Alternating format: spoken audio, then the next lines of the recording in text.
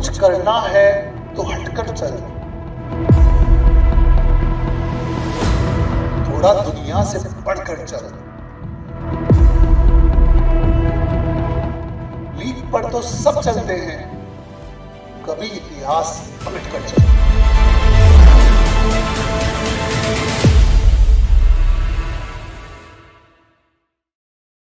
नमस्कार dear students, स्वागत है आप सभी का एसएससी अड्डा 24/7 पर। मेरा नाम है नवदीप सिंह और जैसा कि आप सभी जानते हैं, हर रोज इस गुड मॉर्निंग सेशन के साथ हम आपसे जुड़ते हैं। और इस गुड मॉर्निंग सेशन में आज का मुद्दा बड़ा ही रोचक है। और वो रोचक मुद्दा ये है कि क्या मध्य प्रदेश में फिर से एक बार जजिया टैक्स लागू होने जा रहा है। फिरोज शाह तुगलक के बारे में ऐसा कहा जाता था कि जजिया टैक्स को उसी ने लागू किया था। अलाउद्दीन खिलजी के बारे में ऐसा कहा जाता था कि उसने चारागाहों पर और चारा चराने वालों पर चराई नाम के टैक्स लगाए थे। पर इतिहास के ये सभी के सभी क्रम क्या अब जाकर के फिर से एक बार हमारी इतिहास में रिपीट होने वाले हैं। अगर प्रेजेंट कॉन्टेक्स्ट की बात करें तो इस प्रेजेंट कॉन्टेक्स्ट में जो हालात हैं वो न्यूज आ रही है मध्य प्रदेश से। अगर मध्य प्रदेश की हम लोग बात करें तो चारागाह में पशु चराने पर लगेगा टैक्स, ऐसा मध्य प्रदेश की सरकार ने टैक्स प्लान करने की कोशिश की। बैल सहित अन्य पशुओं पर लगेगा टैक्स और पीएम आवास भी आएंगे दायरे में। यानी ऐसा कौन सा संपत्ति कर है जो मध्य प्रदेश प्लान कर रहा है और मध्य प्रदेश के प्लान करने की वजह से ये सब के सब जाकर लागू हो रहे हैं कहीं ना कहीं हमारे ऊपर मध्य प्रदेश में। देखिए, गांव में अब साइकिल और बैलगाड़ी पर भी लगेगा टैक्स। पत्रिका नामक एक अखबार ने इस न्यूज को कैच किया था, पर हम इसके बारे में आपको बताएंगे कि आखिरकार कौन सी ऐसी न्यूज है जो इससे बड़ी ही रेलेवेंट है। तो देखिए, पंचायत और रूरल डेवलपमेंट डिपार्टमेंट जो है हमारे यहाँ का, उसने एक नई स्कीम को शुरू किया है जिसका नाम है समृद्धि अभियान फ्रॉम सेल्फ निधि।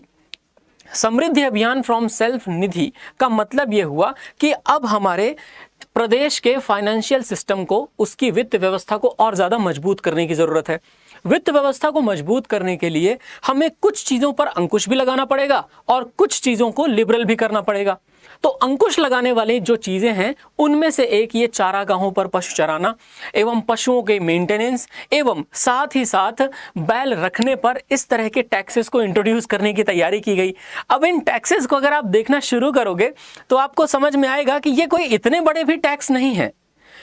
ये सिर्फ और सिर्फ जैसे बैलगाड़ी चलाने वाले हैं तो उन पर लगने वाला एक टैक्स है।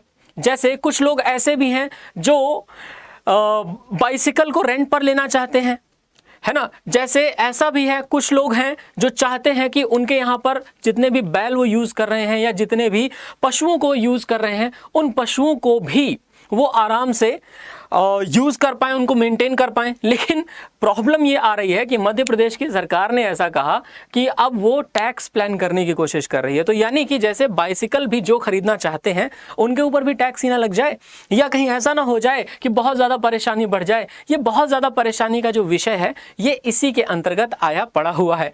अगर आप समझिए कि अल्टरनेटिव टैक्स सिस्टम के अंतर्गत ग्राम पंचायत में 10 रुपये प्रति व्हीकल लिया जाएगा बुलक कार्ट पर। इसका मतलब ये होता है कि 10 रुपीज़ बैलगाड़ी पर टैक्स लिया जाएगा, लेकिन ये सालाना टैक्स है, ठीक है।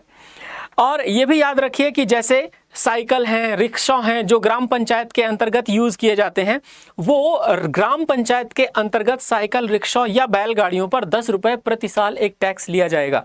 और 10 रुपये प्रति साल इस टैक्स को कहीं ना कहीं जजिया टैक्स कहा जा रहा है। जजिया, जैसा कि हम आपको बता चुके हैं, जजिया एक गैर मुसलमानों द्वारा उनकी वार्षिक संपत्ति पर लगाया जाने वाला कर था, यानी गैर मुसलमानों के ऊपर मुसलमान शासकों द्वारा लगाया गया एक कर था। तो गैर मुसलमानों द्वारा नहीं, गैर मुसलमानों पर। खैर, इसको ऐसा कहा है कि जैसे जो घास के मैदान है वहां पर अगर पशुओं को आप ले जाकर के चराएंगे तो 5 रुपए प्रतिदिन लगेगा। पंचायत एरिया की तरफ से ये टैक्स लगाया जाएगा। और जैसे मोटर व्हीकल हैं उसमें भी, तो मेनली जब हम लोग रेट ऑफ प्रॉपर्टी टैक्स पढ़ते हैं, ग्राम सभा कंपलसरी टैक्स एक टैक्स है जो कि एक्ट के अंतर्गत आता है मध्य प्रदेश के अंतर्गत, ग्राम सभा compulsory tax condition and exceptions rules 2001। यानी कि अब सोचिए कि एक प्रॉपर्टी जिसकी कैपिटल मान लीजिए 6 से 12 हज़ार रुपए है तो 100 रुपए लगेगा उनको प्रॉपर्टी पर टैक्स। इसी तरीके से अगर मान लें कि कोई 12,000 के ऊपर की प्रॉपर्टी है तो उस पर और ज़्यादा टैक्स लगेगा।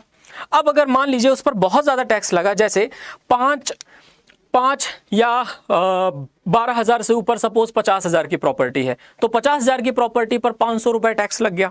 अब वो 500 रुपये का टैक्स अगर सालाना लग रहा है तो प्रधानमंत्री आवास के अंतर्गत, जो योजना के अंतर्गत लोगों को घर मिला है, वो स्वयं भी तो टैक्स के दायरे में आ जाएगा। और टैक्स के दायरे में प्रधानमंत्री आवास योजना में मिले हुए घरों को लाने का क्या मतलब निकलता है, यह तो आप समझ ही सकते हैं। तो कोई खास मतलब नहीं निकलता। फिलहाल जैसा कि मैंने कहा, जल निकास के लिए फीस है जो ग्राम पंचायत द्वारा प्रारंभ की गई है। इमारत के पूरी पूंजीगत मूल्य का 0.1% वार्षिक। मोटर यानों में भिन्न यानों के स्वामी द्वारा देय फीस यानी 5 रुपये प्रतिदिन। ऐसे ही ग्राम पंचायत क्षेत्र की सीमाओं के भीतर किराए पर चलाए जाने वाले उपयोग में प्रतियान 10 रुपये प्रति वर्ष लगेगा। तो इस तरह से ये टैक्सेस को इंट्रोड्यूस करने की बात कही गई है। आप लोग समझ भी पा रहे होंगे कि ये एक अलग ही किस्म का टैक्स है।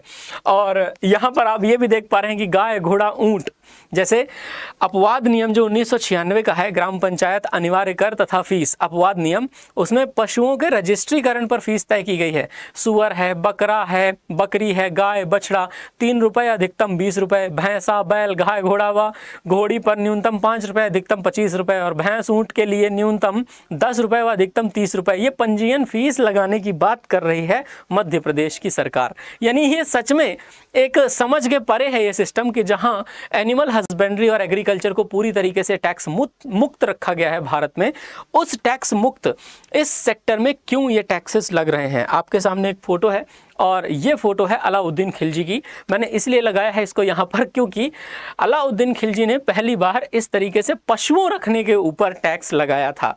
तो आई होप कि आपको ये सेशन में थोड़ा सा मज़ा आया होगा।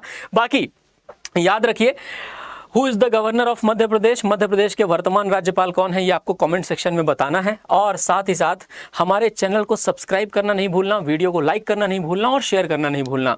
अगर आप अड्डा 24/7 पर कोई भी बैच या कोई भी टेस्ट सीरीज परचेज करना चाहते हैं तो ये कोड का इस्तेमाल जरूर करें, Y637 बैच परचेज करने के लिए और Y637S बुक्स और टेस्ट सीरीज को परचेज करने के लिए। बहुत बहुत धन्यवाद आप सभी का। मुलाकात होगी आपसे अगले सेशन में। Thank you. जय हिंद।